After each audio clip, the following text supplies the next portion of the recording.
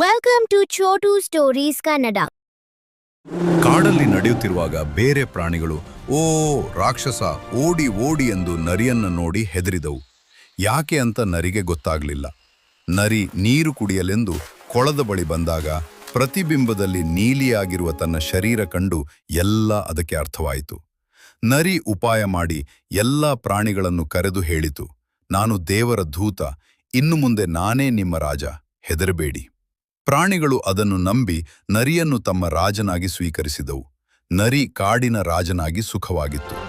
ಒಂದು ದಿನ ಬೇರೆ ನರಿಗಳು ಗೀಳಿಡೋದು ಕೇಳಿ ತಡೆಯಲಾಗದೆ ನರಿ ಗೀಳಿಟ್ಟಿತು.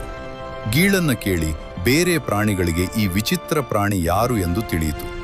ನರಿಯನ್ನು ಕಾಡಿಂದ ಒದ್ದು ಓಡಿಸಿದವು.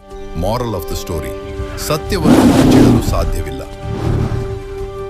ಕಥೆ ನಿಮಗೆ ಇಷ್ಟ ಆಯ್ತಾ? ಹಾಗಿದ್ದರೆ ಲೈಕ್ ಮಾಡಿ, ಚಾನೆಲ್ಗೆ ಸಬ್ಸ್ಕ್ರೈಬ್ ಮಾಡಿ, ಮತ್ತೆ ನಾಳೆ ಹೊಸ ಕಥೆಯಲ್ಲಿ ಭೇಟಿಯಾಗೋಣ. ಇದು ನಿಮ್ಮ ಪ್ರಿಯ ಚೋಟು ಸ್ಟೋರೀಸ್ ಕನ್ನಡ.